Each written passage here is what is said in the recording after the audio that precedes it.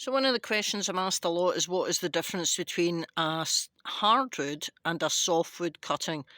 Well, when you're looking at a plant growing, this is a herbaceous perennial. It comes up every year, and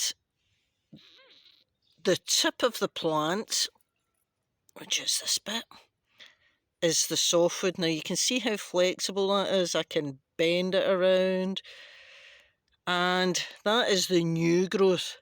And the further down the stem you go, it starts to get tougher and it's not as flexible, and if I bent that over it would actually split. So tip of the plant, softwood, halfway along, semi-hardwood, and then the further you go down into the stem is a hardwood, because it's just not flexible at all. So I'm just going to show you here on a different species plant. This is a Weigela. It's apple blossom it's called, so it has nice pinky white flowers on it. And I'm just going to show you softwood, really bendy. Further down the stem, now you can see the difference. The top is still pretty light green, and then it starts to get darker and thicker, as it goes down. So this would be semi-ripe, and then down here that's hardwood. So that's a different plant,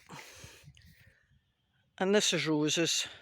So again, this is the new growth, pretty flexible, boing boing boing. So that is softwood, and you can see how it changes. So this is semi-ripe, and then the further down the stem you go, you've got hardwood. Now roses are really easy to take as cuttings.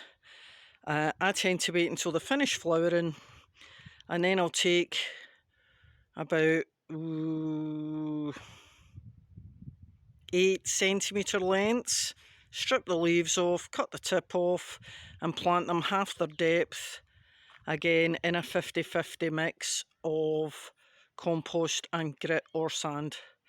And if I do that when they finish flowering, maybe end of September, then by the time March comes I'll have new growth.